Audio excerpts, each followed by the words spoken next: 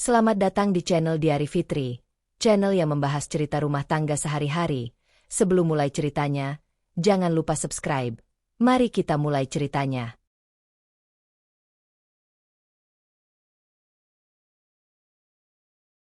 Lia bangun dengan perasaan yang sama seperti setiap pagi sejak ia pindah ke rumah itu.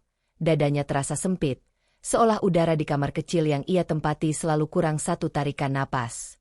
Suara langkah Bu Ratna sudah terdengar dari dapur, teratur dan tegas, seperti penanda bahwa hari kembali dimulai dengan aturan-aturan yang harus ditaati. Lia segera merapikan selimut, memastikan sudutnya lurus. Ia ingat jelas teguran kemarin, di rumah ini, semuanya harus rapi. Jangan biasakan hidup sembarangan. Ia keluar kamar dengan langkah hati-hati. Bau minyak panas menyambutnya. Bu Ratna berdiri membelakangi Lia, menggoreng sesuatu tanpa menoleh, seolah keberadaan Lia tak perlu disambut. Lia menelan ludah. "Pagi, Bu," ucap Lia pelan. Nada suaranya menahan harap. Bu Ratna tidak langsung menjawab. Baru setelah beberapa detik, ia berkata singkat, "Piring semalam belum dicuci bersih. Periksa lagi." Tidak ada kata pagi. Tidak ada tatapan. Lia mengangguk, meski dadanya menghangat oleh rasa malu yang tak sempat membela diri. Ia tahu ia sudah mencuci piring itu semalam, tapi membantah hanya akan memperpanjang sesuatu yang selalu berakhir sama. Ia dianggap membela diri berlebihan. Di ruang makan, Maya sudah duduk sambil memainkan ponsel. Senyumnya mengembang saat melihat Lia, manis dan tampak tulus di permukaan. "Kak Lia sudah bangun," katanya ringan. "Aku kira masih capek." "Maklum, kan, di sini beda sama rumah orang tua." Nada itu, Lia menangkapnya, meski kalimatnya terdengar ramah. Ada penekanan kecil yang membuat kata, "di sini," terasa seperti garis pemisah. Lia tersenyum tipis, menaruh piring di meja. "Iya," jawabnya singkat. Maya berdiri membantu, tapi sambil lalu berkata, "Sebenarnya nggak apa-apa sih kalau Kak Lia santai. Namanya juga menantu. Ya, toh tinggal di rumah orang tua suami." Kalimat itu jatuh pelan, tapi tepat di dada Lia. Menantu, tinggal, rumah orang tua suami. Semua kata itu seperti pengingat yang tak pernah diminta.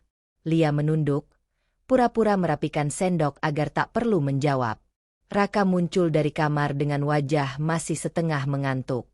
Suami Lia itu langsung duduk, menarik kursi tanpa menyadari udara tegang di meja makan. Lia meliriknya, berharap ada satu saja reaksi, entah senyum, entah sapaan yang membuatnya merasa tidak sendirian. "Rak," kata Lia pelan, "nanti aku." "Sudah, makan dulu," potong Bu Ratna tanpa menoleh. "Jangan banyak bicara pagi-pagi." Raka melirik sebentar ke arah Lia, lalu kembali ke piringnya. Diam. Tidak membela, tidak juga menegur ibunya. Diam yang terasa lebih tajam daripada kata-kata. Lia mengunyah nasi tanpa rasa.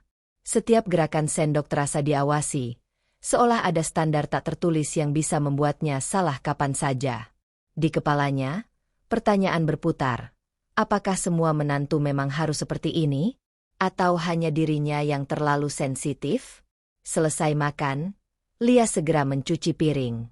Air keran mengalir, tapi tak cukup menghapus perasaan asing yang terus menempel. Dari ruang tengah, ia mendengar Maya berbicara pada Bu Ratna. "Makanya aku bilang, Bu, nggak semua orang terbiasa hidup di rumah besar. Ada yang pikirnya masih kayak numpang," ucap Maya, setengah berbisik tapi cukup keras untuk terdengar. Tangan Lia berhenti sesaat. Kata itu kembali muncul.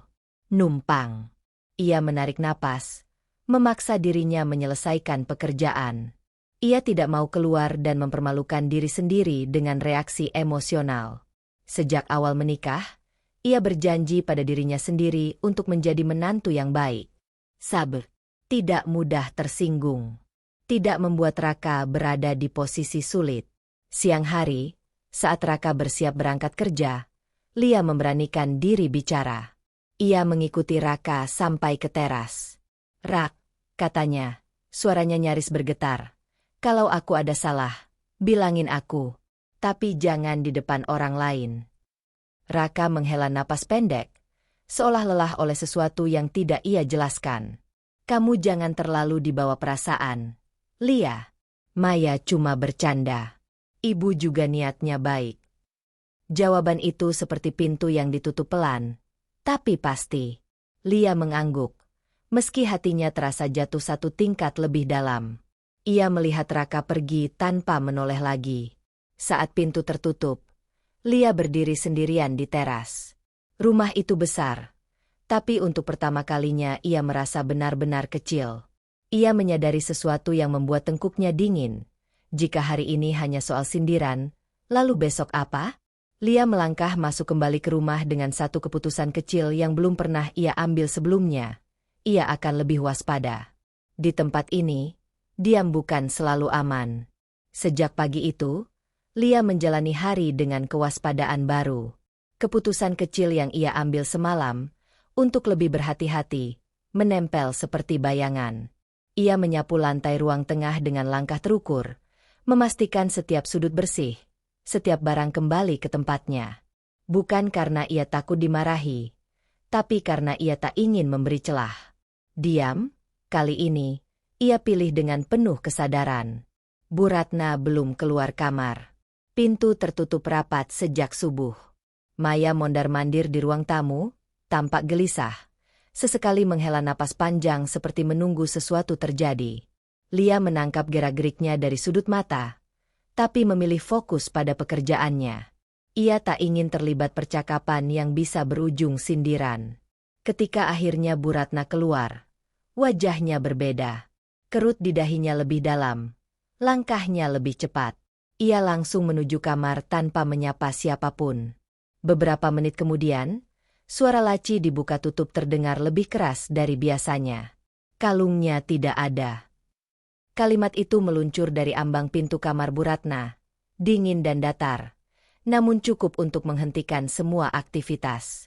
Lia menoleh, jantungnya berdegup tanpa alasan yang jelas. Maya mendekat dengan ekspresi terkejut yang tampak berlebihan. Kalung yang mana, Bu? Tanya Maya cepat. Kalung emas peninggalan ibu saya, jawab Bu Ratna, yang selalu saya simpan di laci. Sunyi jatuh. Lia merasakan telapak tangannya dingin. Kalung. Peninggalan keluarga. Ia tahu benda itu penting. Sering Bu Ratna menyebutnya dengan nada bangga, seolah kalung itu bukan sekadar perhiasan, melainkan bukti garis keturunan yang harus dijaga. Maya menutup mulutnya, pura-pura berpikir. Kemarin, siapa ya yang terakhir masuk kamar ibu? Pertanyaan itu terdengar ringan, tapi arah matanya bergerak pelan ke arah Lia. Gerakan kecil, nyaris tak kentara. Lia merasakan tengkuknya menegang. Aku ingat, lanjut Maya, suaranya kini lebih pelan. Kemarin Kak Lia yang membersihkan kamar ibu. Iya, kan? Semua mata tertuju pada Lia. Ia terkejut, bukan karena pertanyaannya, tapi karena cara kalimat itu dijatuhkan. Bukan menuduh, tapi cukup untuk mengarahkan. Lia membuka mulut, lalu menutupnya kembali. Ia memang membersihkan kamar itu kemarin, atas permintaan Bu Ratna. Fakta itu tidak salah. Tapi menyebutkannya di saat seperti ini terasa berbeda. Iya, jawab Lia akhirnya. Singkat, aku bersih-bersih, seperti biasa. Bu Ratna menatapnya lama. Tatapan itu tidak meledak dalam amarah, justru lebih berbahaya, penuh penilaian. Kamu lihat kalung itu? Tanyanya. Lia menggeleng cepat. Tidak, Bu. Maya menimpali dengan nada seolah menenangkan. Mungkin lupa taruh, Bu. Tapi memang biasanya kalau ada yang terakhir pegang, lebih ingat. Lia ingin membantah. Ingin berkata bahwa membersihkan tidak sama dengan memeriksa isi laci. Ingin menjelaskan bahwa ia tahu batas. Namun ingatan akan kata-kata Raka kemarin, jangan terlalu dibawa perasaan, menahan lidahnya. Ia memilih diam, berharap kejujuran sederhana cukup. Raka baru pulang sore itu. Suasana rumah sudah berubah. Percakapan pendek, tatapan yang tak lagi netral. Lia merasakan perubahan itu bahkan sebelum ada yang bicara langsung padanya. Saat makan malam, sendok Bu Ratna beradu dengan piring lebih keras dari biasanya. Maya sesekali melirik Lia, lalu menunduk, seperti menahan sesuatu. "Ada apa?" tanya Raka akhirnya. Bu Ratna meletakkan sendoknya. "Kalung saya hilang." Raka terkejut. "Hilang? Kok bisa?"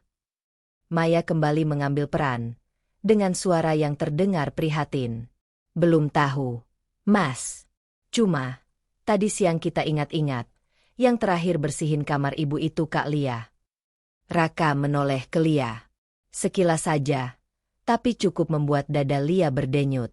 Ia menunggu, bukan pembelaan penuh, hanya satu kalimat yang menegaskan kepercayaannya. Namun Raka diam, sama seperti kemarin. Diam yang kini terasa berbeda, lebih berat. "Aku tidak melihat atau mengambil apapun," kata Lia pelan, akhirnya. Suaranya bergetar tipis, bukan karena takut, tapi karena ia menyadari posisinya. Setiap kata bisa disalahartikan. Bu Ratna tidak menjawab. Ia berdiri, meninggalkan meja tanpa sepatah kata. Maya mengikuti dengan wajah murung yang seolah kecewa pada keadaan, bukan pada orang. Malam itu, Lia duduk di tepi ranjang, menatap tangannya sendiri. Tangannya bersih, kosong, namun perasaan bersalah merayap tanpa alasan. Ia sadar, diamnya barusan bukan lagi pilihan aman. Diam telah menempatkannya di sudut yang lebih sempit. Untuk pertama kalinya sejak tinggal di rumah itu, Lia bertanya pada dirinya sendiri dengan jujur. Sampai kapan ia bisa bertahan hanya dengan berharap orang lain akan mengerti? Pertanyaan itu menggantung, dan bersama dengannya, tekanan baru yang membuat tidurnya malam itu tidak pernah benar-benar datang. Lia bangun dengan mata sembab. Tidurnya malam itu terpotong-potong, bukan oleh mimpi buruk, melainkan oleh pikiran yang tak henti menyusun kemungkinan. Kalung itu, tatapan Bu Ratna, diamnya Raka. Semua bercampur jadi beban yang menekan dada sejak subuh. Ia duduk sejenak di tepi ranjang, menarik napas dalam, mencoba menenangkan diri sebelum keluar kamar. Hari ini, ia berkata pada dirinya sendiri, ia harus lebih kuat. Di dapur, Bu Ratna sudah lebih dulu bangun. Tidak ada sapaan. Tidak ada perintah langsung. Yang ada hanya kehadiran yang terasa mengawasi. Setiap kali Lia bergerak, Bu Ratna menoleh. Saat Lia mengambil gelas, mata itu mengikuti. Saat Lia mencuci tangan, langkah Bu Ratna mendekat, seolah memastikan tidak ada sesuatu yang disembunyikan. Kecurigaan itu tidak diucapkan, tapi justru karena itulah terasa lebih tajam. "Gula taruh di mana?" tanya Bu Ratna tiba-tiba. Nada suaranya datar. "Di rak atas, Bu," jawab Lia cepat. Bu Ratna membuka rak itu sendiri, menyingkirkan beberapa benda, lalu menatap Lia. "Biasanya saya taruh di sini. Jangan ubah-ubah tanpa bilang." Lia mengangguk. Ia ingin berkata bahwa ia tidak menyentuh rak itu, tapi kata-kata itu tertahan. Ia sudah belajar. Membela diri justru sering terdengar seperti alasan. Diam kembali ia pilih. Meski kini diam itu terasa menggerogoti. Maya masuk dapur dengan wajah segar. "Pagi," sapanya ceria. Lalu menatap Lia sekilas. Kak Lia, nanti jangan lupa lap lemari kamar ibu lagi, ya. Biar rapi, siapa tahu kemarin masih ada yang kelewat." Kalimat itu terdengar biasa, tapi ada penekanan kecil di akhir. Kelewat. Lia merasakan dadanya menegang. Ia menoleh ke Bu Ratna, berharap ada penolakan. Tidak ada. Bu Ratna hanya mengangguk tipis, seolah permintaan itu wajar. "Iya," jawab Lia pelan. Pagi itu, Lia membersihkan kamar Bu Ratna di bawah tatapan langsung. Setiap laci dibuka Bu Ratna sendiri setelah Lia selesai. Setiap sudut diperiksa ulang. Tidak ada tuduhan, tapi sikap itu lebih dari cukup untuk membuat Lia merasa telanjang. Harga dirinya tergores sedikit demi sedikit, bukan oleh kata-kata kasar, melainkan oleh kecurigaan yang dilegalkan. Siang menjelang, Dan Lia menyadari satu hal yang membuat tenggorokannya kering. Ia mulai menjaga gerak tangannya sendiri. Setiap kali menyentuh barang, ia memastikan ada orang lain di ruangan. Setiap kali berjalan, ia memilih jalur yang terlihat. Bukan karena ia bersalah, tapi karena ia takut disalahkan. Raka pulang lebih awal sore itu. Lia sedang di ruang tamu, melipat pakaian. Ia mengangkat wajah saat mendengar langkah suaminya. "Kita bicara sebentar," kata Raka. Suaranya rendah. Mereka duduk berhadapan. Lia menunggu. Ia tidak tahu apa yang ia harapkan, tapi ia tahu apa yang ia butuhkan. Penjelasan. Kepercayaan. "Ibu masih kepikiran soal kalung," ujar Raka akhirnya. Rumah jadi tegang. Lia menatapnya. "Aku tidak mengambil apapun, Rak. Kamu tahu itu." Raka menghela napas, mengusap wajahnya. "Aku tahu kamu nggak berniat jahat. Tapi, untuk sementara, kamu mengalah dulu, ya." Kata itu jatuh pelan, tapi menghantam. Mengalah. Lagi. Lia merasakan sesuatu runtuh di dalam dadanya. "Mengalah bagaimana?" tanyanya. Suaranya nyaris tak terdengar. "Jangan banyak bicara. Ikuti saja dulu," kata ibu. "Biar suasana tenang. Nanti juga kelihatan sendiri," jawab Raka. Matanya menghindari tatapan Lia. Lia ingin tertawa. Ingin marah. Ingin bertanya sampai kapan nanti itu datang. Tapi yang keluar hanya anggukan kecil. Ia menyadari, di mata Raka, ketenangan rumah lebih penting daripada kegelisahannya. Malam itu, Lia membantu di dapur tanpa suara. Bu Ratna memberikan instruksi singkat, tanpa menatap. Maya duduk di meja makan, sesekali tersenyum tipis saat Lia lewat. Tidak ada konfrontasi, tidak ada ledakan. Justru itulah yang membuat semuanya terasa semakin menyesakan. Saat akhirnya Lia kembali ke kamar, ia menutup pintu pelan. Ia duduk di lantai, bersandar pada ranjang, dan menatap kosong ke depan. Mengalah yang diminta Raka bukan sekadar soal sikap. Ia mulai merasakannya sebagai penghapusan perlahan, seolah keberadaannya harus diperkecil agar rumah ini tetap utuh. Namun di balik rasa tertekan itu, ada sesuatu yang berubah. Untuk pertama kalinya, Lia tidak hanya merasa sedih. Ia merasa terdesak. Dan dalam desakan itu, muncul kesadaran kecil yang berbahaya. Jika ia terus mengalah, ia akan hilang sepenuhnya. Pikiran itu membuat napasnya tercekat. Lia memeluk lututnya, sadar bahwa bertahan dengan cara lama mungkin bukan lagi pilihan yang aman. Pagi itu, Lia bangun dengan perasaan yang belum pernah ia kenal sebelumnya. Takut pada ruang yang sama-sama ia tempati setiap hari. Kesadaran kecil yang muncul semalam, bahwa mengalah bisa menghapus dirinya, masih menggantung di dada, belum sempat menemukan bentuk. Ia keluar kamar dengan langkah ragu, seperti seseorang yang tahu satu kata saja bisa memicu sesuatu yang lebih besar. Ruang keluarga sudah terisi. Bu Ratna duduk di kursi tengah, punggungnya tegak, wajahnya kaku. Pak Herman berada di sisi lain, diam dengan pandangan tertunduk, tangannya saling bertaut. Maya berdiri di dekat lemari, gelisah tapi tampak siap. Raka baru saja masuk dari teras. Wajahnya bingung melihat susunan itu. Tidak ada yang memanggil Lia, tapi semua mata menoleh saat ia muncul. Jantung Lia berdetak keras. Ia tahu, ini bukan kebetulan. "Duduk," kata Bu Ratna singkat. Lia menurut. Ia merasakan telapak tangannya basah. Di dalam kepalanya, berbagai kemungkinan berputar, tapi tidak satu pun mempersiapkannya pada kalimat berikutnya. "Aku tidak mau lagi bicara berputar-putar," ujar Bu Ratna. "Kalung itu tidak mungkin hilang sendiri." Sunyi turun. Maya melangkah satu langkah ke depan. Suaranya terdengar lebih keras dari biasanya, seolah ia sudah lama menahan sesuatu. "Bu, aku sebenarnya nggak enak ngomong begini," kata Maya, menatap lantai sebentar sebelum mengangkat wajahnya ke arah Lia. "Tapi aku juga nggak bisa pura-pura nggak tahu. Yang terakhir bersihin kamar ibu itu Kak Lia. Dan sejak itu kalungnya hilang." Kata-kata itu diucapkan jelas, tanpa ragu, di depan semua orang. Tidak lagi berupa petunjuk. Tidak lagi berupa kemungkinan. Itu tuduhan. Lia merasakan darahnya mengalir ke wajah. Maya, ucapnya spontan, suaranya bergetar. Kamu tahu aku tidak? Lia, potong Bu Ratna tajam. Dengarkan dulu. Lia terdiam. Ia menatap Bu Ratna, berharap ada celah, satu saja tanda bahwa penjelasan masih diizinkan. Yang ia temukan hanya wajah yang sudah mengambil keputusan. Selama ini saya diam karena kamu menantu, lanjut Bu Ratna.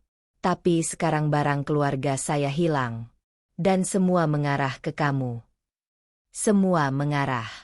Kalimat itu membuat dada Lia sesak. Ia menoleh ke Raka. Suaminya terlihat kaku. Bibirnya terkatup rapat. Tidak ada kata. Tidak ada bantahan. Diam itu, kali ini, terasa seperti persetujuan. Aku tidak mengambil kalung itu, kata Lia lagi. Kali ini lebih keras. Ia tahu suaranya bergetar. Tapi ia tidak peduli. Aku bersih-bersih karena diminta. Aku tidak pernah membuka laci ibu tanpa izin. Maya menghela napas, seolah kecewa. Kak Lia, kalau memang tidak ambil, ya tinggal bilang dari awal. Tapi situasinya sekarang begini. Masa iya kita harus percaya begitu saja? Kata percaya itu menusuk.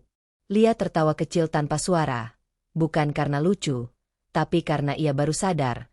Kepercayaannya tidak pernah benar-benar ada. Bu Ratna berdiri. Cukup. Saya tidak mau dengar alasan lagi. Saya sudah tahu sikap kamu akhir-akhir ini. Diam, menghindar, terlihat gelisah. Orang tidak bersalah tidak akan seperti itu. Setiap kata Bu Ratna mematahkan sesuatu di dalam diri Lia. Ia ingin berteriak bahwa ia diam karena diminta. Bahwa kegelisahannya lahir dari tekanan, bukan rasa bersalah. Tapi penjelasan itu terasa percuma. Ia melihatnya dari mata Bu Ratna. Putusan sudah dijatuhkan. Pak Herman akhirnya mengangkat wajah. Bu, mungkin sebaiknya. Bu Ratna mengangkat tangan, menghentikannya. Saya ibu di rumah ini. Kalimat itu menutup segalanya. Lia menelan ludah. Matanya panas. Ia memandang satu persatu wajah di ruangan itu. Maya dengan ekspresi prihatin yang terlalu rapi. Raka yang masih diam, terjebak antara dua dunia, tapi memilih tidak melangkah. Pak Herman yang kembali menunduk. Aku difitnah, ucap Lia lirih, lebih kepada dirinya sendiri daripada mereka. Tidak ada yang menanggapi. Suaranya tenggelam di ruangan yang terlalu penuh oleh penilaian. Untuk pertama kalinya, Lia benar-benar merasakan bagaimana rasanya tidak didengar. Bukan karena ia tidak bicara, tetapi karena tidak ada yang mau mendengar. Ia berdiri perlahan. Kakinya terasa lemas. Tapi ia memaksakan diri tetap tegak. Kalau memang di rumah ini aku sudah dianggap seperti itu, katanya, menatap Bu Ratna. Aku tidak tahu harus bagaimana lagi. Bu Ratna tidak menjawab. Diamnya kali ini bukan kebingungan, melainkan penegasan. Lia melangkah keluar dari ruang keluarga dengan dada bergemuruh. Di dalam kamar, ia menutup pintu dan bersandar di baliknya. Air mata akhirnya jatuh, tanpa suara. Tuduhan itu bukan hanya melukai namanya, tapi mengguncang fondasi dirinya sebagai istri dan menantu. Di balik tangisnya, muncul tekanan baru yang lebih berbahaya daripada rasa sedih. Kesadaran bahwa diam dan mengalah tidak lagi melindungi. Jika ia tetap bertahan tanpa perubahan, tuduhan hari ini bisa menjadi vonis yang lebih besar esok hari. Lia terbangun dengan mata perih dan kepala berat. Sisa tangis semalam belum sepenuhnya pergi, tapi pagi memaksanya bangun juga. Ada perasaan was-was yang tak biasa, seperti firasat buruk yang menunggu di balik pintu. Ia duduk sejenak, merapikan napas, lalu keluar kamar dengan langkah pelan. Suara berisik datang dari ujung lorong. Lia berhenti. Itu suara tasnya. Jantungnya langsung berdegup cepat. Ia melangkah lebih cepat, dan pemandangan di depannya membuat darahnya seolah berhenti mengalir. Bu Ratna berdiri di depan lemari kecil milik Lia. Tas tangannya terbuka di atas ranjang. Beberapa barang sudah dikeluarkan dan diletakkan di atas sprei. Dompet, ponsel, lipatan kain, kotak kecil berisi perhiasan murah milik Lia. Di sisi pintu, Raka berdiri. Diam. Tangannya masuk ke saku celana. Wajahnya tegang, namun tidak bergerak. Apa yang ibu lakukan? Suara Lia keluar lebih cepat dari pikirannya. Bu Ratna menoleh. Tidak tampak terkejut. Saya mencari barang saya, jawabnya datar, seolah tindakan itu sepenuhnya wajar. Tanpa izin. Lia melangkah masuk. Tangannya gemetar. Itu barang pribadi saya. Bu Ratna mendengus kecil. Kalau kamu tidak menyembunyikan apa-apa, kenapa harus keberatan? Kalimat itu menghantam lebih keras dari tuduhan kemarin. Lia menatap Raka. Matanya mencari pegangan. Raka menghindari tatapannya. Lia, tenang dulu. Ibu cuma mau memastikan. Memastikan. Kata itu membuat dada Lia berdenyut nyeri. Ia melihat kembali barang-barangnya yang berserakan. Hidupnya seperti dibuka paksa, diperiksa, dinilai, tanpa hak membela diri.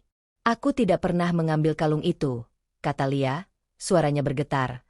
Tapi kali ini bukan karena takut, melainkan karena marah yang tertahan. Dan ini bukan cara untuk membuktikan apapun. Bu Ratna mengangkat sebuah dompet, membukanya, memeriksa setiap lipatan. Kalau memang tidak, ya biarkan saja. Lia merasa wajahnya panas.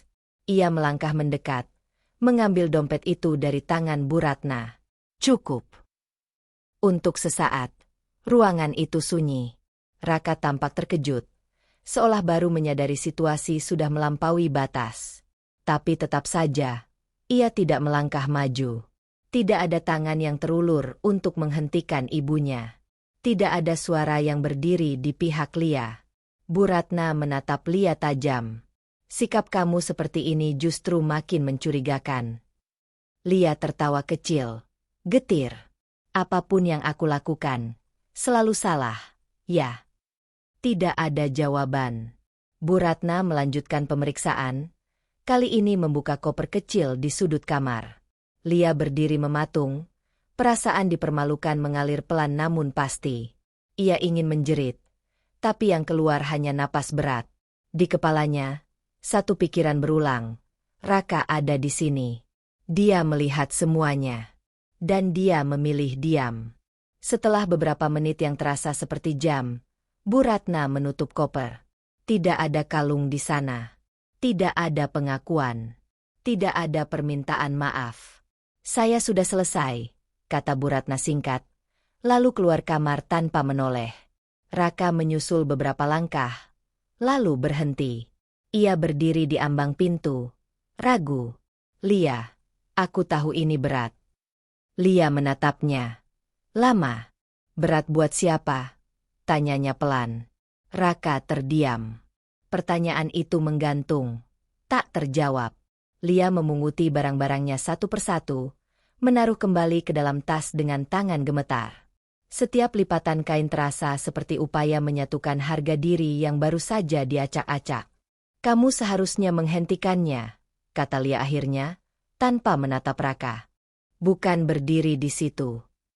Raka menghela napas. Aku di tengah. Lia, ibu juga tertekan. Kalimat itu menjadi titik retak. Lia berhenti bergerak. Ia menoleh perlahan. Matanya basah tapi tajam. Kalau kamu selalu di tengah, ucapnya lirih. Aku selalu sendirian. Raka membuka mulut, lalu menutupnya lagi. Tidak ada bantahan. Tidak ada janji. Saat Raka keluar kamar, Lia duduk di lantai. Punggungnya bersandar pada ranjang. Tangannya mengepal. Kukunya menekan telapak.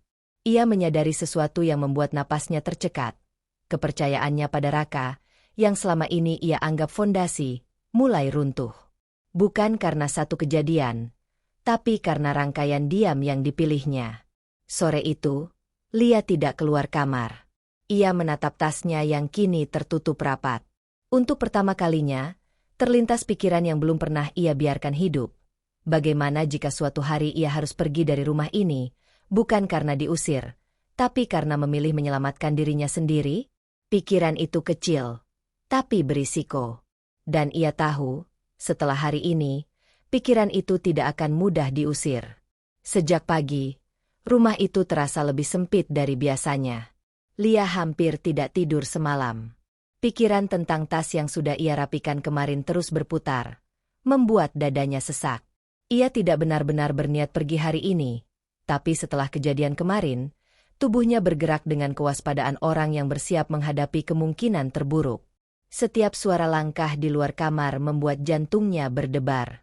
Ia baru saja keluar kamar ketika Bu Ratna memanggilnya dari ruang tengah. Suaranya tidak tinggi, tapi tegas. Seperti keputusan yang sudah matang. Kemari. Lia melangkah pelan. Raka sudah ada di sana, duduk di ujung sofa. Maya berdiri di dekat pintu, memeluk tangan sendiri. Wajahnya terlihat murung tapi matanya waspada. Pak Herman duduk terpisah, lebih jauh dari pusat ruangan, seperti sengaja mengecilkan keberadaannya. Bu Ratna tidak mempersilakan Lia duduk. Saya sudah pikirkan semuanya, katanya tanpa pembuka. Dan saya tidak bisa membiarkan orang yang tidak jujur tinggal di rumah ini. Kata tidak jujur itu menampar. Lia membuka mulut, tapi Bu Ratna mengangkat tangan. Tidak perlu membela diri lagi. Sudah cukup. Saya lelah. Lia menoleh ke Raka. Wajah suaminya tegang, rahangnya mengeras. Tapi ia tetap diam. Sekali lagi, aku tidak mencuri apapun, ucap Lia akhirnya. Suaranya parau. Dan ibu sudah memeriksa barang-barangku. Tidak ada kalung itu. Bu Ratna tersenyum tipis, senyum yang tidak mengandung kehangatan. Kamu pikir orang yang mencuri selalu menyimpan barang curiannya di tempat terbuka?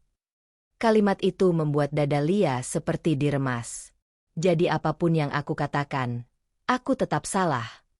Yang jelas, lanjut Bu Ratna, mengabaikan pertanyaan itu. Saya tidak bisa percaya pada kamu. Dan rumah ini tidak boleh diisi oleh orang yang merusak nama baik keluarga. Nama baik keluarga. Kata-kata itu meluncur dingin, merendahkan, seolah keberadaan Lia adalah noda. Maya menunduk, berpura-pura sedih. Tidak ada satupun bantahan dari arahnya. Keheningan itu menjadi persetujuan yang menyakitkan. Bu, suara Raka akhirnya terdengar. Ragu. Mungkin ini terlalu. Raka, potong Bu Ratna tajam. Kamu anak saya. Jangan sampai karena satu perempuan, kamu lupa di mana kamu berdiri. Lia merasakan sesuatu patah. Bukan marah, bukan sedih semata, tapi rasa diposisikan sebagai orang luar yang bisa dibuang kapan saja. Kalau begitu, kata Lia perlahan, menahan getar di suaranya. Ibu ingin aku pergi. Bu Ratna menatapnya lurus. Saya tidak mengusir. Saya hanya bilang, lebih baik kamu tidak tinggal di sini sebelum semuanya jelas. Itu kalimat yang rapi, tapi maknanya telanjang. Pergi. Lia tersenyum kecil, pahit. Baik. Ia menoleh ke Raka. Kamu tidak mau bilang apa-apa. Raka berdiri. Ia melangkah satu langkah mendekat, tapi berhenti. Lia, kamu pergi dulu saja. Biar suasana reda. Aku janji akan menyelesaikan nanti. Janji itu terdengar kosong. Lia mengangguk pelan. Ia sudah terlalu lelah untuk menuntut lebih. Ia berjalan kembali ke kamar. Langkahnya terasa ringan dan berat sekaligus. Tasnya sudah siap. Beberapa potong pakaian. Dokumen penting. Sisa hidup yang bisa ia bawa pergi. Saat ia keluar kamar dengan tas di tangan, Bu Ratna tidak menoleh. Maya menyingkir memberi jalan. Bibirnya terkatup rapat. Pak Herman mengangkat wajah sejenak. Tatapannya menyimpan sesuatu. Penyesalan, mungkin, tapi tetap tanpa suara. Di ambang pintu, Lia berhenti. Ia menoleh sekali lagi ke arah Raka. Aku percaya kamu, katanya pelan, bukan sebagai tuntutan, melainkan pengakuan yang terakhir. Tapi hari ini, kamu memilih tidak mempercayaiku. Raka menunduk. Tidak ada jawaban. Pintu tertutup di belakang Lia. Udara luar terasa dingin, menusuk. Ia melangkah pergi tanpa diantar, tanpa pelukan, tanpa kepastian. Setiap langkah menjauh dari rumah itu terasa seperti mencabut sesuatu dari dalam dadanya. Luka dan marwahnya tercabik bersamaan, dipermalukan sebagai menantu, dikhianati sebagai istri. Di ujung jalan, Lia berhenti sejenak. Tangannya mencengkeram tali tas. Untuk pertama kalinya sejak menikah, ia benar-benar sendirian. Dan di tengah kehancuran itu, muncul tekanan baru yang membuat napasnya tercekat.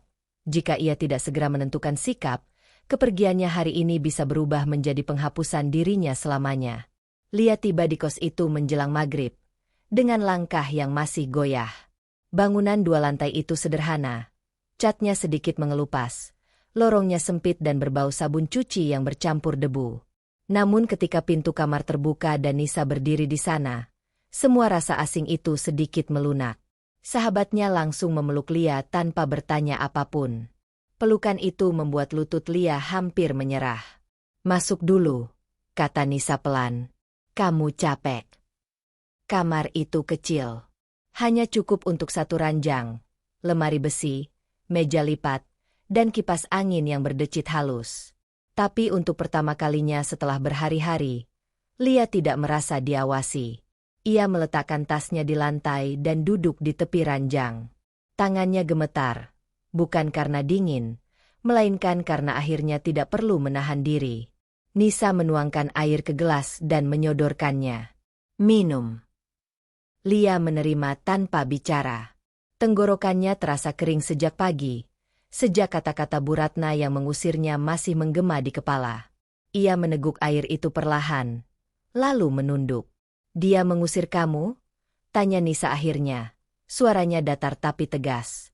Lia mengangguk. Satu gerakan kecil itu terasa berat.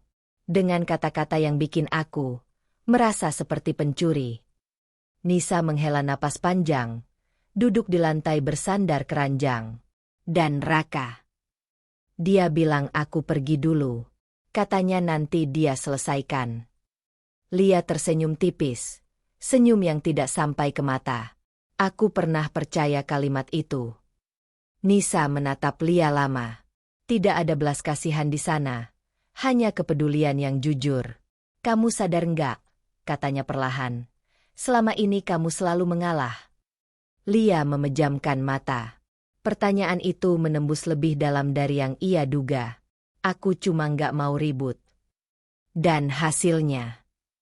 Nisa berdiri, kini menghadap Lia. "Kamu dituduh mencuri, diperiksa barangnya, lalu diusir. Itu bukan damai, Lia. Itu kamu dilindas pelan-pelan." Kata-kata itu membuat dada Lia sesak. Ia ingin menyangkal, ingin berkata bahwa semuanya tidak sesederhana itu. Tapi bayangan hari-hari di rumah itu kembali. Tatapan curiga, diamnya Raka, sindiran Maya, pemeriksaan tas. Semua membentuk satu garis yang tidak bisa lagi diabaikan. "Aku pikir kalau aku sabar, mereka akan lihat aku tidak bersalah," kata Lia lirih. Nisa menggeleng. Orang yang sudah memutuskan untuk tidak percaya, nggak akan mencari kebenaran. Mereka cuma cari pembenaran. Kalimat itu membuat Lia terdiam. Ia menatap lantai, melihat bayangannya sendiri yang samar. Selama ini, ia menahan suara karena takut dicap pembuat masalah. Tapi kini, diam itu justru membuatnya sendirian di kamar kos sempit, terpisah dari rumah dan suaminya. Malam turun perlahan. Suara motor dari jalan depan kos terdengar sesekali. Nisa menyiapkan mie instan. Aroma kuahnya memenuhi kamar. Mereka makan di lantai, berhadapan. Suasana sederhana itu justru terasa lebih manusiawi daripada meja makan besar di rumah Bu Ratna. "Kamu nggak bisa terus begini," kata Nisa setelah beberapa suap. "Kalung itu bisa jadi senjata buat mereka selamanya. Kalau kamu diam, tuduhan itu akan nempel." Lia menelan makanannya dengan susah payah. "Aku harus apa?" Bela diri, jawab Nisa tanpa ragu. Bukan dengan marah-marah, tapi dengan berdiri. Ngomong. Cari tahu. Jangan biarkan mereka menulis ceritamu sendiri. Kata-kata itu menyalakan sesuatu yang belum pernah Lia beri ruang. Selama ini, ia merasa membela diri sama dengan melawan. Dan melawan, baginya, identik dengan kehilangan. Tapi sekarang, kehilangan sudah terjadi meski ia diam. Malam semakin larut. Lia berbaring di ranjang, memandang langit-langit kamar yang kusam. Nisa sudah tertidur di lantai dengan alas tipis. Suara napas sahabatnya teratur, menenangkan. Lia memejamkan mata, tapi pikirannya justru terjaga. Untuk pertama kalinya, ia bertanya dengan jujur, tanpa bersembunyi di balik alasan apapun. Apakah diamnya selama ini salah? Apakah kesabarannya justru memberi ruang bagi orang lain untuk melukainya? Pertanyaan itu tidak memberinya jawaban, hanya tekanan baru yang membuat dadanya berdenyut. Lia menarik napas dalam-dalam. Di dalam tasnya, ponselnya bergetar pelan. Pesan masuk dari Raka yang belum ia buka. Lia memalingkan wajah. Ia belum siap membaca. Tapi satu hal mulai jelas di benaknya. Jika ia terus memilih diam, kisah ini akan berakhir tanpa ia pernah benar-benar berbicara. Kesadaran itu kecil, namun berisiko. Dan malam itu, Lia tahu, ia tidak bisa lagi berpura-pura tidak mendengarnya. Pagi di kos itu datang tanpa suara. Lia terbangun dengan tubuh pegal dan pikiran yang masih terjaga sejak semalam. Pesan dari Raka belum ia buka. Ponsel itu tergeletak di meja lipat. Layarnya menghitam, seolah ikut menunggu keputusan yang belum ia buat. Di kamar sempit ini, tidak ada yang menuntutnya tersenyum atau menahan diri. Tapi justru disitulah pikirannya berisik. Nisa sudah pergi bekerja. Lia sendirian ketika ketukan pelan terdengar di pintu. Jantungnya berdegup lebih cepat, seolah ia sudah tahu siapa yang berdiri di baliknya. Ketika pintu dibuka, dugaan itu terbukti. Raka berdiri di lorong kos dengan kemeja kusut. Wajahnya lelah. Di sekelilingnya, kehidupan orang lain berjalan biasa. Ibu-ibu membawa ember, mahasiswa berlalu lalang. Kontras dengan beban yang ia bawa masuk ke ruang Lia. Kita bisa bicara? Tanya Raka. Suaranya hati-hati. Lia membuka pintu lebih lebar dan membiarkannya masuk. Ia tidak memeluk, tidak juga menyambut. Ia duduk di ranjang, memberi isyarat Raka untuk duduk di kursi lipat. Jarak kecil itu terasa seperti batas yang sengaja ia pasang. Beberapa detik berlalu tanpa suara. Raka menghela napas, lalu bicara cepat, seolah takut kehilangan momentum. Ibu masih marah. Suasana rumah belum enak. Lia menunggu. Ia belajar dari Nisa. Dengarkan dulu, jangan langsung menjelaskan. Kalau kamu mau pulang, lanjut Raka, kamu harus bantu nenangin keadaan. Hanya itu? Tanya Lia pelan. Raka mengusap wajahnya. Kamu minta maaf saja dulu. Bukan berarti kamu salah. Anggap saja demi keluarga. Kalimat itu membuat dada Lia mengeras. Ia menatap Raka lama. Minta maaf atas apa? Ya, atas semua yang bikin ibu tersinggung. Cara bicaramu, sikapmu. Kamu tahu sendiri ibu sensitif. Lia tersenyum kecil.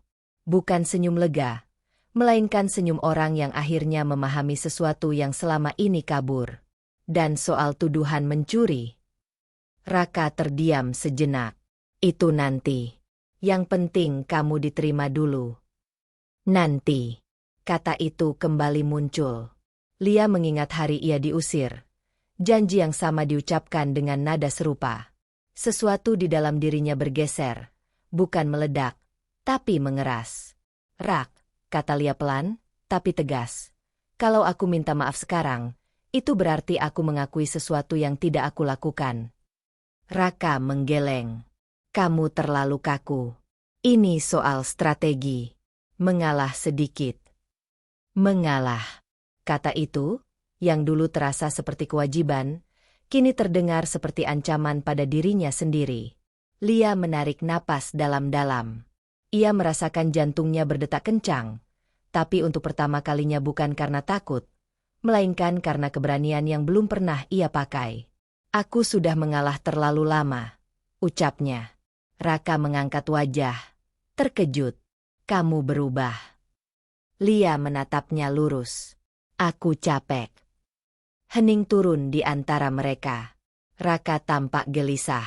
Kamu mau rumah tangga kita hancur hanya karena gengsi? Pertanyaan itu menusuk. Tapi Lia tidak mundur. Ini bukan soal gengsi. Ini soal harga diri. Raka berdiri, mondar-mandir di kamar sempit itu. Kamu pikir aku nggak tertekan? Ibu, keluarga, semua nanya. Kamu tahu posisiku. Lia mengangguk pelan. Aku tahu. Tapi selama ini, kamu selalu minta aku mengerti posisimu. Kapan kamu mengerti posisiku? Raka berhenti bergerak. Untuk sesaat, ia tidak punya jawaban. Kalau aku minta maaf sekarang, lanjut Lia, suaranya lebih pelan. Aku mungkin bisa pulang.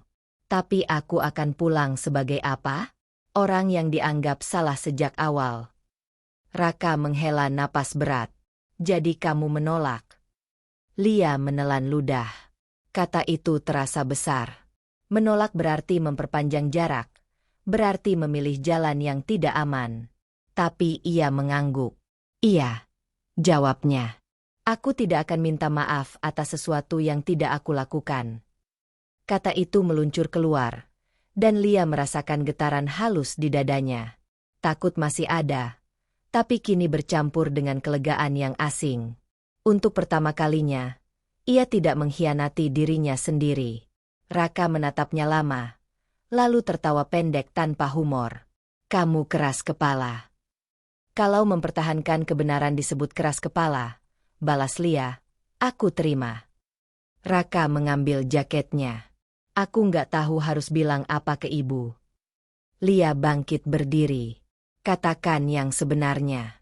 Kalau itu terlalu berat, jangan jadikan aku korban supaya kamu terlihat baik.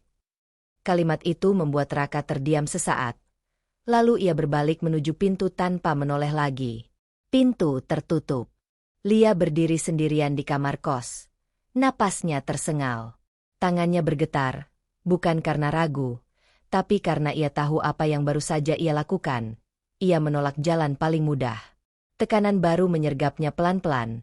Penolakan ini bisa membuatnya semakin dijauhkan, bahkan kehilangan suaminya. Tapi di balik ketakutan itu, ada satu hal yang tidak ia rasakan sebelumnya. Ia masih utuh. Dan keputusan kecil itu, meski berisiko, membuatnya sadar bahwa mundur ke diam tidak lagi mungkin. Penolakan Lia masih menggema di tubuhnya seperti dengung yang tak mau reda. Sejak Raka pergi dari kamar kos itu, hari-hari Lia berjalan dengan ritme baru, lebih sunyi, lebih waspada. Ia tidak lagi menunggu pesan dengan cemas, tapi setiap kali ponselnya bergetar, jantungnya tetap melonjak, mengira ada tuntutan lain yang akan datang. Pagi itu, Lia kembali ke rumah Bu Ratna hanya untuk satu hal, mengambil beberapa pakaian dan buku yang tertinggal. Ia datang siang, berharap suasana lebih tenang. Nisa menemaninya sampai gerbang, lalu menunggu di warung seberang. Kalau kamu butuh apa-apa, aku di sini, kata Nisa. Lia mengangguk, menyimpan keberanian kecil itu di dadanya. Rumah itu masih sama, terlalu rapi, terlalu dingin. Bau pembersih lantai menyambutnya seperti pengingat bahwa ia hanyalah tamu yang pernah diizinkan tinggal. Lia berjalan cepat menuju kamar lamanya, menahan napas setiap kali suara dari dapur terdengar. Saat ia keluar dengan tas setengah penuh, seorang perempuan parubaya menyapanya dari teras sebelah. Lia. Lia menoleh. Bu Teti.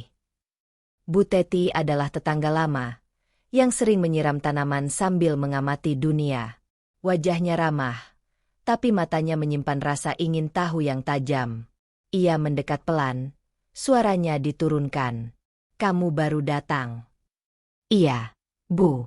Ambil barang, jawab Lia singkat. Bu Teti mengangguk, lalu melirik arah pintu rumah Bu Ratna yang tertutup rapat. Kamu jarang kelihatan sekarang. Lia tidak menanggapi. Ia sudah belajar bahwa keheningan kadang lebih aman. Namun Bu Teti tidak berhenti. Rumah jadi sering ramai. Ya, ramai.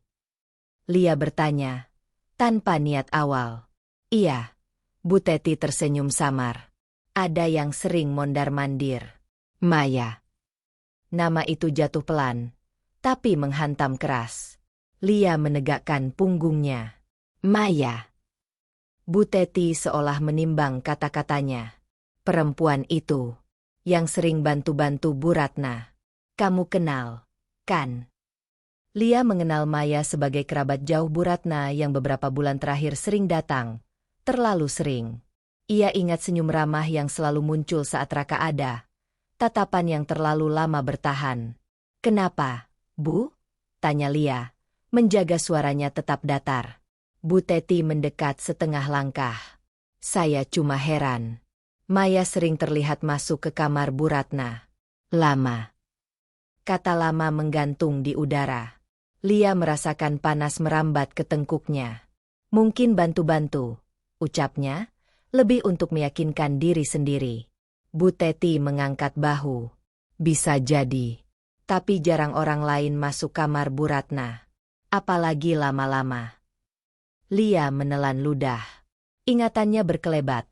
Tuduhan yang datang tanpa bukti, barang-barang yang katanya hilang, dan Maya yang muncul seolah kebetulan di setiap percakapan penting. Ada sesuatu yang mulai tersusun, tapi belum utuh. Bu Ratna sering sakit. Lia bertanya, mencari alasan. Tidak juga, jawab Bu Teti. Justru kelihatan segar. Katanya ada yang nemenin. Nemenin. Kata itu menambah simpul di perut Lia. Harapan kecil menyelinap. Kalau Maya memang sering berada di kamar itu, mungkin ada penjelasan atas semua yang terjadi. Tapi bersama harapan itu, rasa takut ikut tumbuh. Bagaimana jika kecurigaannya salah? Bagaimana jika ia hanya mencari kambing hitam demi membenarkan luka? Lia mengucapkan terima kasih dan pamit. Ia melangkah menjauh dengan langkah yang lebih berat dari saat datang. Di seberang jalan, Nisa menyambutnya dengan tatapan bertanya. Ada apa? Tanya Nisa ketika Lia duduk di sampingnya. Aku dengar sesuatu, jawab Lia pelan. Ia menceritakan isyarat Bu Teti tanpa menambah bumbu. Nisa mendengarkan. Alisnya berkerut. Itu bukan bukti, kata Nisa akhirnya. Tapi itu petunjuk. Lia mengangguk. Dan petunjuk bisa menyesatkan. Nisa menatapnya tajam. Atau membuka mata. Sepanjang sore, Lia bergulat dengan pikirannya. Ia mencoba mengingat setiap interaksi dengan Maya, mencari celah yang terlewat. Di balik ketakutan untuk salah, ada dorongan baru yang belum pernah ia beri ruang. Keinginan untuk tahu. Bukan untuk membalas. Tapi untuk berhenti meraba dalam gelap. Malam turun. Lia duduk di kamar kos. Tasnya tergeletak di sudut. Ponselnya ia genggam. Jemarinya ragu di atas layar. Ada nomor Maya tersimpan. Dulu diberikan dengan senyum sopan. Menghubunginya sekarang terasa seperti melangkah ke tepi jurang. Harapan dan takut berkelindan, menariknya dari dua arah. Akhirnya, Lia membuat keputusan kecil yang membuat napasnya tercekat. Ia menulis pesan singkat, bukan pertanyaan, hanya salam.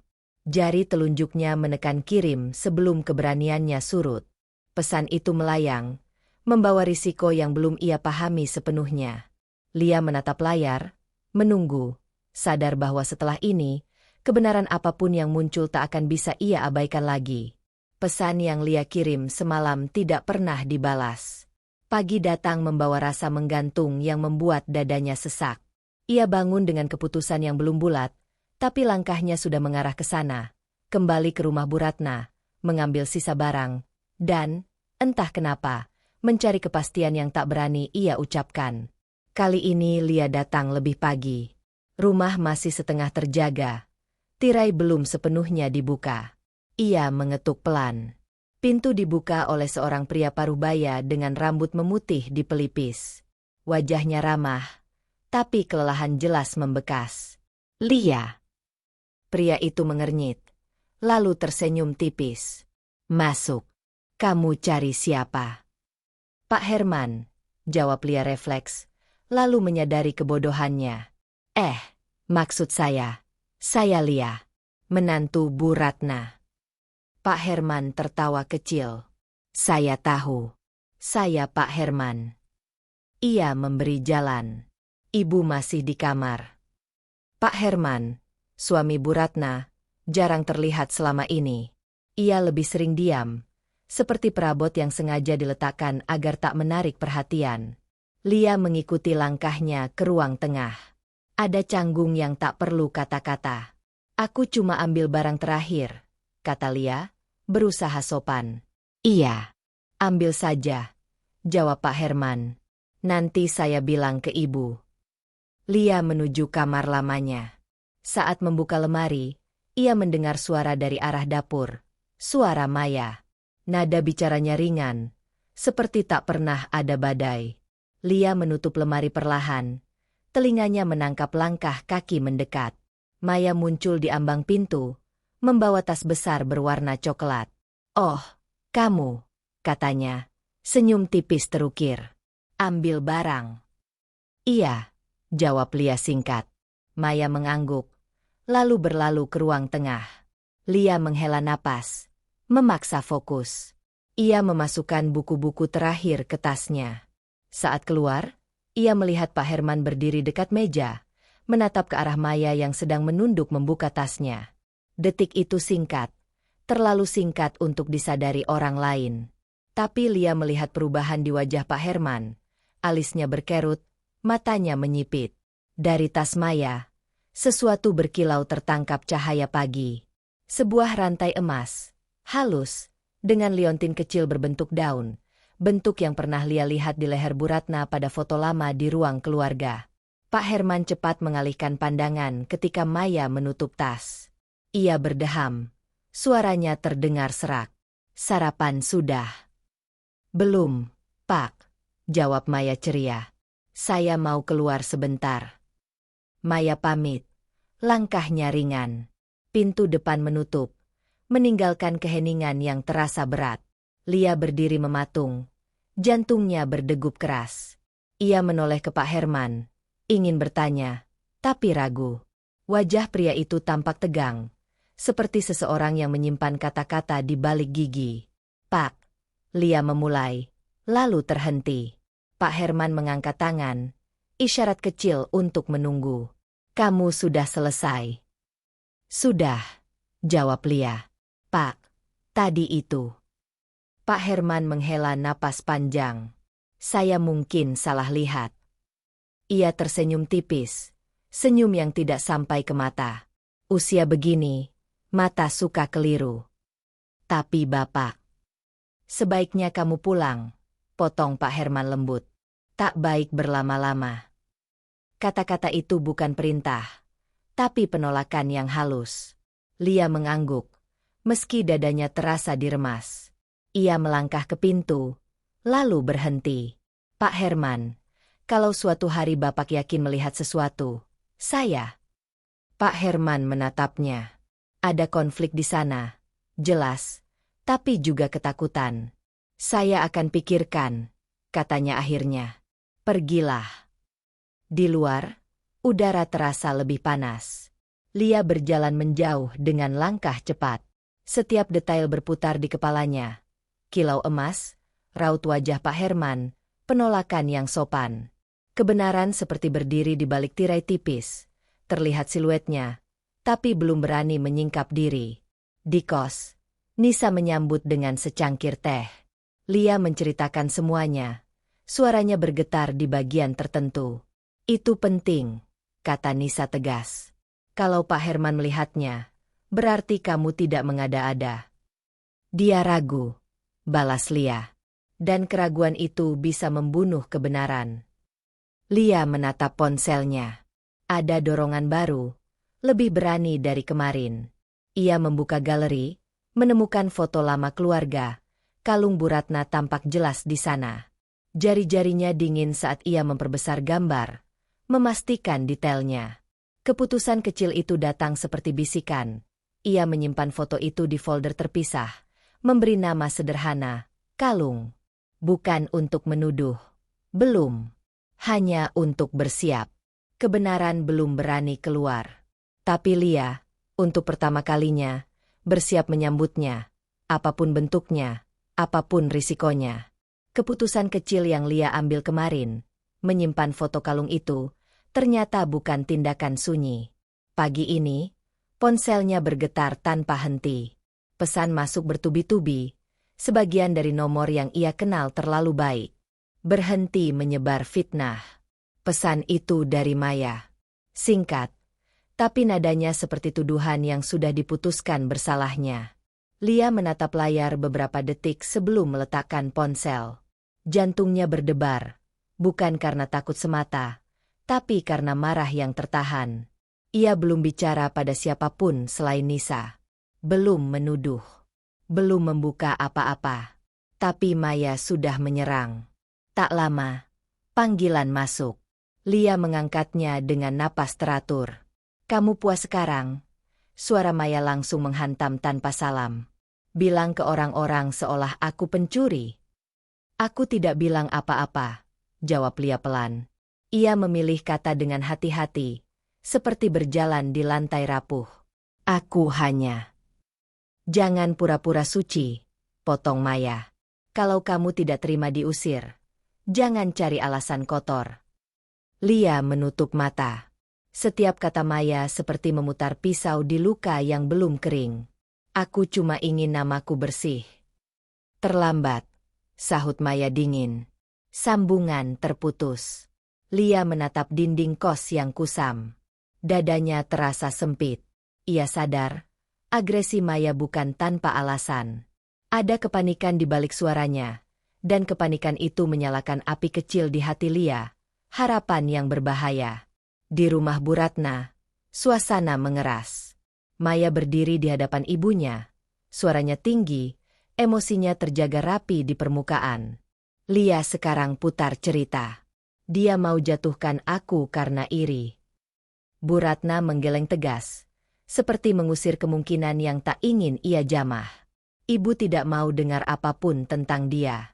Ibu sudah tahu siapa yang salah. "Tapi, Bu," Maya mendekat, memegang tangan ibunya. "Kalau dia sampai bawa-bawa nama ibu keluar." "Cukup." Bu Ratna menarik tangannya. "Ibu tidak mau rumah ini jadi bahan omongan. Kamu juga jangan panik.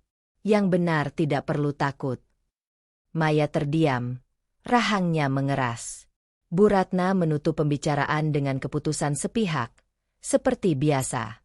Ia memilih ketenangan versi dirinya sendiri, menutup telinga, menolak celah salah. Raka menyaksikan semua itu dari kejauhan. Sejak Lia pergi, rumah terasa lebih ramai tapi hampa. Ia memperhatikan Maya akhir-akhir ini, cara adiknya mudah tersulut. Cara ia mengulang cerita dengan detail yang berubah-ubah. Dulu Raka tidak peduli.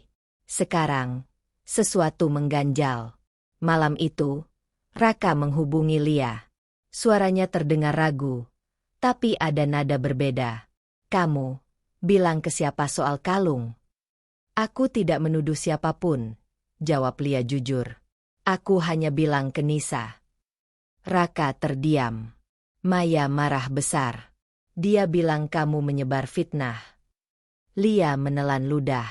"Kalau aku fitnah, kenapa dia takut?" Pertanyaan itu menggantung di antara mereka. Raka mengusap wajahnya. Kelelahan merayap. "Aku cuma ingin rumah ini tenang." "Aku juga," kata Lia. "Tapi tenang dengan mengorbankan harga diriku bukan tenang." Kata-kata itu menembus pertahanan Raka lebih dalam dari yang ia akui. Setelah panggilan berakhir, ia duduk lama di ruang tamu. Ingatannya berputar.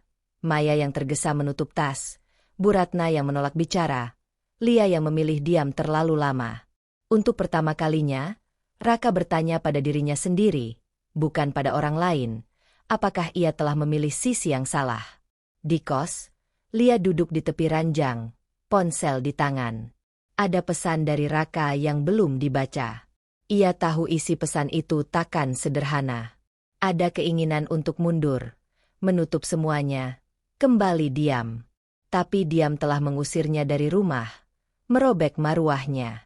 Ia membuka pesan itu. Aku mulai melihat ada yang janggal. Tapi aku butuh waktu. Waktu. Kata itu selalu diminta darinya. Lia memejamkan mata, lalu membalas singkat. Waktu tidak mengembalikan nama baikku.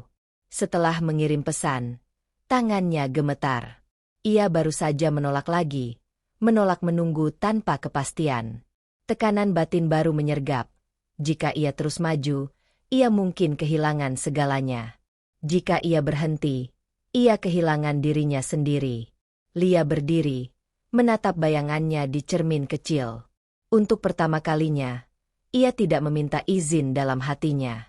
Ia hanya membuat keputusan kecil yang berisiko, tidak lagi menghapus pesan, tidak lagi menghindari panggilan. Jika kebenaran ingin keluar, ia tak akan lagi menutup pintu. Pesan Lia masih menggantung di ponsel Raka ketika Pak Herman memanggilnya ke ruang belakang. Rumah terasa sunyi, tapi bukan sunyi yang menenangkan, sunyi yang penuh dengan kata-kata tertahan. Raka mengikuti langkah ayahnya dengan perasaan yang tak lagi utuh. Ada sesuatu yang akan pecah. Ia bisa merasakannya. Pak Herman menutup pintu perlahan. "Duduk," katanya singkat. Raka menurut. Ia melihat ayahnya menghela napas panjang, seolah menimbang beban yang tak ringan. "Raka," Pak Herman memulai, "ayah tidak ingin mencampuri urusan rumah tanggamu. Tapi ada hal yang tidak bisa ayah simpan sendiri." Raka menegakkan badan. Dadanya berdebar. "Soal Lia." Pak Herman mengangguk. Waktu Lia datang ambil barang, ayah melihat sesuatu di tas Maya. Ia berhenti, menatap lantai. "Kalung ibumu. Atau setidaknya, sangat mirip." Kata-kata itu jatuh seperti palu. Raka menelan ludah. "Ayah yakin." "Itulah masalahnya," jawab Pak Herman lirih. Ayah ragu. Tapi keraguan itu justru membuat ayah tidak bisa tidur. Raka berdiri, berjalan mondar-mandir. Ingatannya berkelebat. Kemarahan Maya yang berlebihan, cerita yang berubah-ubah, dan wajah Lia saat meminta satu hal saja, didengar. "Kenapa ayah baru bilang sekarang?" Pak Herman menatapnya. Matanya basah. "Karena ayah takut. Takut rumah ini hancur." Raka terdiam. Ia selalu berpikir menjaga ketenangan adalah tugasnya. Tapi kini ia sadar, ketenangan yang dibangun di atas kebisuan hanya menunda runtuh. Di sisi lain kota, Lia merasakan kegelisahan yang sama. Ponselnya tak berbunyi, tapi dadanya berisik. Nisa duduk di depannya, memperhatikan tanpa menyela. "Aku capek menunggu," kata Lia akhirnya. Setiap kali kebenaran hampir keluar, selalu ada yang menahannya. Nisa mengangguk. Kadang, yang menahan bukan ketiadaan bukti, tapi keberanian. Lia menatap lantai. Ia ingin percaya Raka akan berdiri di sisinya. Tapi harapan itu kini terasa seperti taruhan berbahaya. Raka pulang dengan langkah berat. Bu Ratna sedang di ruang tamu, menonton tanpa benar-benar melihat. "Ibu," kata Raka, suaranya kaku. "Aku perlu bicara." Bu Ratna mematikan televisi. "Tentang Lia lagi?" Raka mengangguk. Ayah melihat sesuatu di tas Maya. Kalung itu. Wajah Bu Ratna mengeras seketika. "Kamu dengar dari siapa?" "Dari ayah." "Kalau begitu ayah salah lihat," potong Bu Ratna. "Maya tidak mungkin." Raka merasakan dadanya sesak. "Bu, aku tidak bilang pasti. Tapi bukankah seharusnya kita?" "Kita apa?" Bu Ratna berdiri. Mencurigai anak sendiri demi menantu yang sudah mempermalukan keluarga. Kata-kata itu menusuk. Raka ingin membela Lia, tapi lidahnya keluh. Ia melihat ibunya bukan sebagai hakim, tapi sebagai perempuan yang takut kehilangan kendali. Malam itu, Raka menghubungi Lia. Suaranya bergetar. Kejujurannya setengah matang. "Ayah melihat kalung itu di tas Maya." Lia terdiam. Air mata menggenang, bukan karena lega, tapi karena beratnya kebenaran yang akhirnya diakui. Lalu, aku belum tahu harus bagaimana.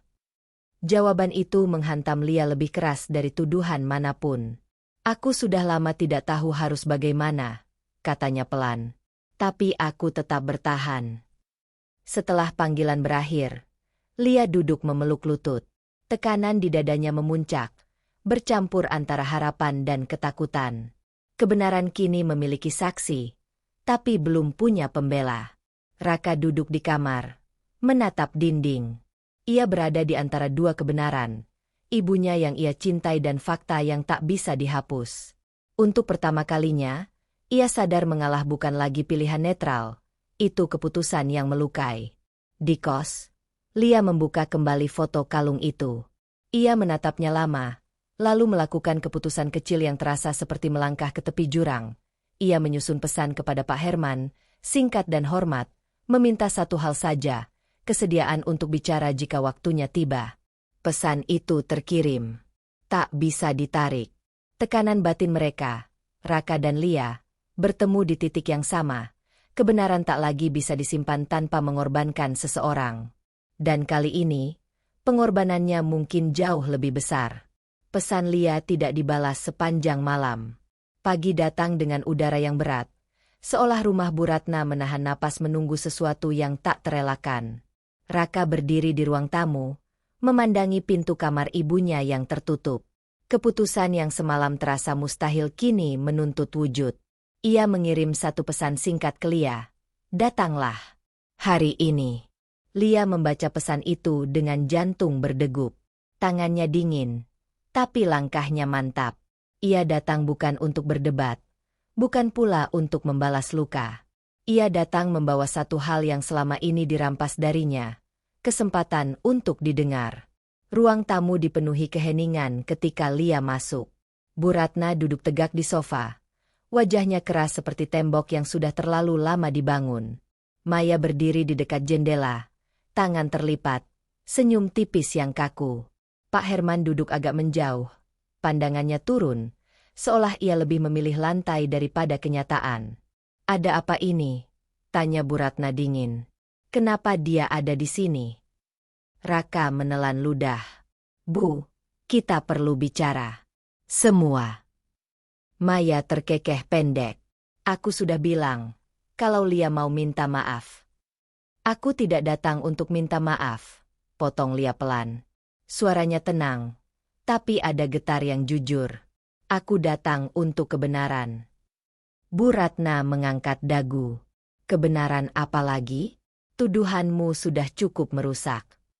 Raka melangkah maju. Bu, dengarkan dulu. Lia membuka tasnya perlahan. Setiap gerakan terasa berat. Tapi ia menahan diri agar tidak tergesa.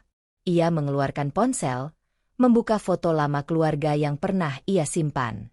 Ini kalung ibu, katanya, menatap Bu Ratna.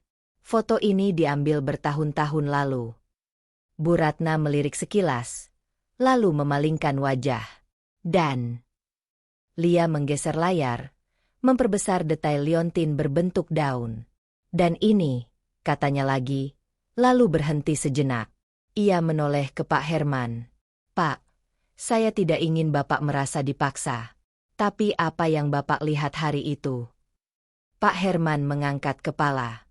Wajahnya pucat, tapi matanya kini mantap.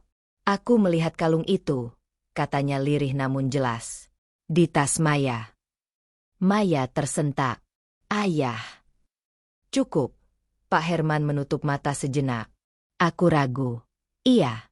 Tapi bentuk liontin itu, aku memilihnya sendiri untuk ibumu. Aku tahu goresannya. Raka memandang Maya. Ada sesuatu yang runtuh di dalam dirinya. Bukan kemarahan, melainkan kesedihan yang dalam. Maya, katanya pelan. Buka tasmu. Maya tertawa. Suara yang terdengar terlalu tinggi. Kalian gila? Aku tidak. Buka, ulang Raka, kali ini tegas. Bu Ratna berdiri. Raka, kamu berani. Ibu, Raka menoleh, matanya merah. Aku minta sekali ini saja. Demi kita semua. Maya memandang sekeliling, mencari celah. Tidak ada.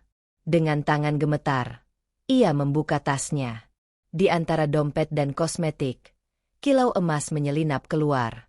Pak Herman berdiri, mendekat, dan menarik napas tajam. Itu, katanya. Itu kalungnya. Waktu seolah berhenti. Bu Ratna melangkah maju. Tangannya bergetar saat mengambil kalung itu. Wajahnya memucat. Maya. Maya mundur selangkah. Aku hanya meminjam. Meminjam? Suara Bu Ratna pecah. Lalu kenapa menuduh Lia? Maya menutup telinga. Aku takut, teriaknya. Emosinya meledak seperti bendungan jebol. Aku butuh uang. Aku tahu ibu tidak akan percaya Lia. Semua orang sudah lihat dia cuma menantu numpang. Aku cuma ingin selamatkan diriku. Kata-kata itu jatuh satu persatu, telanjang dan kejam. Lia menutup mata, air mata akhirnya tumpah. Bukan karena lega, melainkan karena pahitnya pengakuan yang datang terlambat. Bu Ratna terduduk. Kalung itu terlepas dari genggamannya, beradu pelan dengan lantai. Ibu, mengusirmu, katanya pada Lia. Suaranya hancur, tanpa mendengar. Raka menatap Lia, rasa bersalah menekan dadanya. Ia ingin meraih tangan istrinya, tapi berhenti. Ada jarak yang tidak bisa dilompati hanya dengan pengakuan. Maya menangis terisak, tubuhnya gemetar. Aku tidak bermaksud sejauh ini. Tapi kamu melakukannya, kata Lia pelan. Ia membuka mata, menatap Maya tanpa kebencian. Dan aku yang membayar harganya. Keheningan kembali turun. Kali ini lebih berat. Kebenaran sudah keluar. Tapi dampaknya baru dimulai. Bu Ratna menunduk. Pak Herman memejamkan mata. Raka berdiri di antara mereka. Keluarga yang retak oleh kebohongan sendiri. Lia mengambil tasnya. Aku tidak datang untuk tinggal, katanya. Aku datang untuk membersihkan namaku. Ia melangkah pergi, meninggalkan rumah dengan langkah yang lebih tegak dari sebelumnya. Di ambang pintu, ia berhenti sejenak, bukan untuk menoleh, melainkan untuk menarik napas panjang.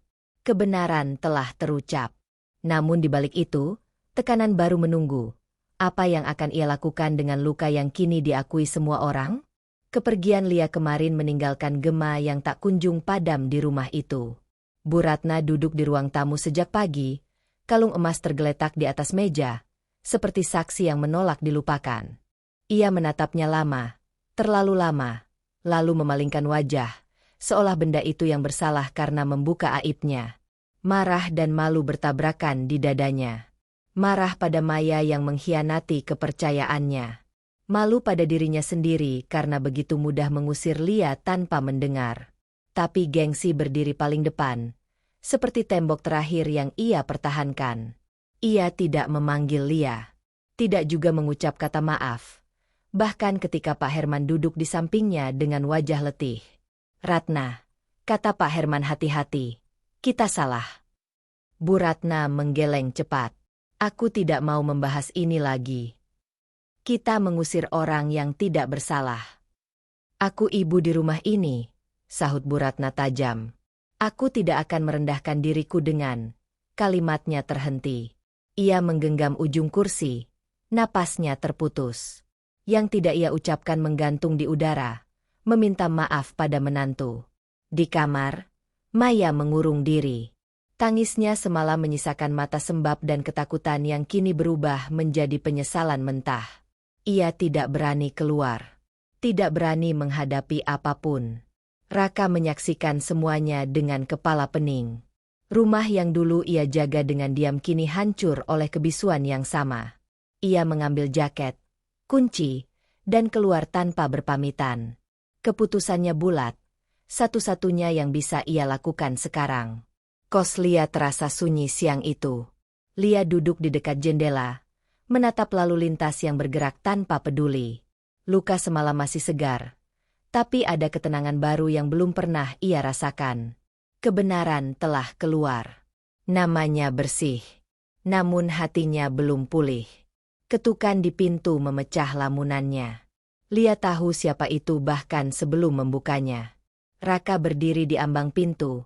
Wajahnya kusut, mata merah. Boleh aku masuk? Lia membuka pintu lebih lebar. Memberi ruang tanpa senyum. Raka duduk. Tangannya saling menggenggam, seolah takut kehilangan pegangan. Aku salah, katanya tanpa berputar-putar. Aku memilih diam. Aku membiarkan kamu terluka. Lia mendengarkan. Tidak menyela. Tidak menghibur. Untuk pertama kalinya, ia membiarkan Raka memikul kata-katanya sendiri. Ibu, belum bisa minta maaf, lanjut Raka.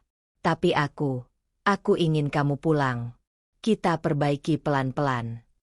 Kata pulang bergetar di dada Lia. Ada masa ketika ia akan langsung mengangguk, menerima sedikit pengakuan sebagai hadiah besar. Kini, ia menghela napas panjang. Aku lelah, Raka, katanya pelan. Bukan hanya lelah disalahkan. Aku lelah tidak dipilih. Raka menunduk. Aku memilih kamu sekarang. Sekarang, ulang Lia. Ia berdiri, berjalan beberapa langkah, lalu berhenti. Aku butuh waktu. Bukan untuk menghukum siapapun, tapi untuk mengenal diriku yang selalu mengalah. Raka mendongak. Matanya berkaca-kaca. Kamu tidak mau kembali? Bukan tidak mau, jawab Lia jujur. Aku menunda. Kata itu jatuh di antara mereka. Berat tapi jujur. Menunda, bukan menolak. Menunda, karena untuk pertama kalinya, Lia memilih dirinya sendiri sebelum peran apapun. Raka mengangguk pelan. Aku akan menunggu. Setelah Raka pergi, Lia duduk kembali. Tangannya gemetar, bukan karena ragu, melainkan karena keputusan itu nyata. Ia memilih jeda, memilih ruang. Pilihan yang sederhana, tapi berisiko, karena ia tahu, tidak semua orang sabar menunggu perempuan yang belajar berdiri. Sore menjelang, ponselnya bergetar. Pesan dari Bu Ratna, singkat dan kaku, kalung sudah kembali. Tidak ada permintaan maaf. Tidak ada pengakuan salah. Lia menatap layar, lalu mengunci ponsel. Dadanya terasa sesak, tapi ia tidak mundur. Ia berdiri, merapikan kamar kecilnya, dan menatap cermin. Wajahnya masih menyimpan bekas luka, tapi matanya berbeda, lebih jernih, lebih berani. Keputusan kecil itu, menunda kembali, membuka tekanan baru, kemungkinan kehilangan rumah, status, dan kenyamanan. Namun untuk pertama kalinya, Lia menerima risiko itu dengan sadar. Karena kali ini, ia tidak berjalan untuk menyenangkan siapapun. Ia berjalan untuk dirinya sendiri. Pagi itu, cahaya menembus jendela kos dengan lembut, menyinari ruangan yang sederhana. Lia berdiri di ambang pintu, menatap jalan yang mulai sibuk dengan langkah orang-orang. Di luar sana, dunia terus bergerak, tanpa menunggu siapapun. Hati Lia masih membawa bekas luka, pengkhianatan Maya, kebekuan Bu Ratna, diam Raka yang terlalu lama, tapi ada ketenangan baru yang belum pernah ia rasakan sebelumnya. Ia menata tasnya dengan rapi, perlahan, seolah setiap gerakan kecil menandai akhir dari bab lama. Nisa duduk di kursi dekat meja, memandang Lia dengan senyum hangat. "Kamu siap?" tanyanya lembut. "Ya," jawab Lia, meski suara bergetar tipis. "Tapi bukan siap kembali ke sana. Aku siap hidup untuk diriku sendiri." Nisa mengangguk. "Kadang itu lebih berat daripada berdebat dengan orang lain. Tapi kamu tidak lagi terjebak dalam drama mereka." Lia menghela napas panjang, membiarkan kata-kata itu meresap. Ia menatap ponselnya sejenak, membayangkan Raka, Bu Ratna, dan Maya. Semua orang telah dihadapkan pada kebenaran. Tidak ada lagi kebohongan yang menutupi wajah mereka. Tapi menuntut permintaan maaf atau mengulang luka tidak lagi menarik bagi Lia. Ia memilih batas, bukan pembalasan. Pagi itu, Raka muncul, wajahnya serius tapi tenang. Ia menunduk sedikit sebagai salam, tidak berlebihan. Aku datang untuk menjemputmu, kalau kamu mau, katanya, suara rendah. Rumah itu masih rumah kita. Tapi aku paham kalau kamu belum ingin kembali. Lia tersenyum tipis, sedikit lega, tapi tetap menahan jarak. Aku tidak menolakmu, Raka. Aku hanya menolak cara lama hidupku, yang mengorbankan martabatku. Aku ingin kita mulai dari awal, tapi aku harus mulai dari diriku sendiri dulu. Raka diam, memandang mata Lia yang kini tidak lagi dipenuhi takut atau rasa bersalah. Ada kesedihan samar karena waktu yang hilang, tapi ada juga rasa kagum yang tulus. Ia mengangguk pelan, menerima keputusan itu. Tidak ada rayuan, tidak ada janji manis, hanya pengakuan diam atas keberanian Lia. Bu Ratna muncul dari pintu kamar, wajahnya keras, tapi matanya tidak bisa menutupi rasa bersalah yang masih tersisa. Ia membuka mulut, ingin mengucap sesuatu, tapi berhenti. Gengsinya terlalu tinggi, namun Lia tidak menunggu. Ia melangkah melewati Bu Ratna, meninggalkan jarak antara masa lalu dan dirinya. Tidak ada kemarahan, tidak ada tuduhan, hanya langkah yang mantap. Maya, yang duduk di sofa dengan wajah pucat, menunduk saat melihat Lia melewati ruang tamu. Mata Lia bertemu sebentar dengan Maya, tidak penuh dendam, tapi cukup untuk memberitahu, batas telah ditetapkan. Maya menunduk lebih dalam, menerima batas itu, tidak ada lagi ruang untuk manipulasi. Pak Herman menatap dari belakang. Diam.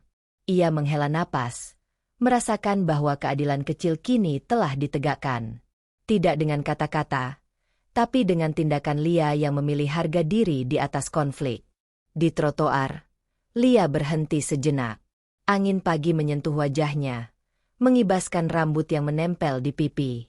Ia menutup mata, merasakan setiap langkah yang akan diambil berikutnya sebagai miliknya sendiri. Luka masih ada, tapi bukan penghalang. Hanya bekas jejak yang mengingatkan bahwa ia berhasil bertahan, memilih diri, dan menetapkan batas. Lia membuka mata, tersenyum tipis, dan melangkah maju. Tiap langkahnya ringan tapi pasti. Ia tahu, hidup baru tidak akan selalu mudah. Akan ada risiko, kekecewaan, dan pilihan-pilihan sulit. Tapi untuk pertama kalinya, ia tahu, ia berjalan bukan untuk orang lain. Ia berjalan untuk dirinya sendiri. Di belakangnya, rumah tetap berdiri dengan semua sejarahnya, tapi Lia tidak menoleh lagi. Batas sudah ditetapkan. Harga diri sudah dipulihkan. Langkah berikutnya mungkin panjang, mungkin berat, tapi kini ia melangkah dengan kepala tegak, dan hati yang berani menerima kemungkinan baru. Dan dengan itu, kisah Lia berakhir di bab lama, dan dimulai di bab hidup yang benar-benar miliknya sendiri. Lia melangkah pergi, bukan untuk melupakan, tapi untuk membangun hidup yang hanya miliknya, dengan kepala tegak dan hati yang utuh. Like jika kamu tersentuh oleh keberanian Lia. Bagikan pendapatmu. Apakah kamu setuju Lia membuat batasnya sendiri dan memilih diri sebelum kembali ke rumah?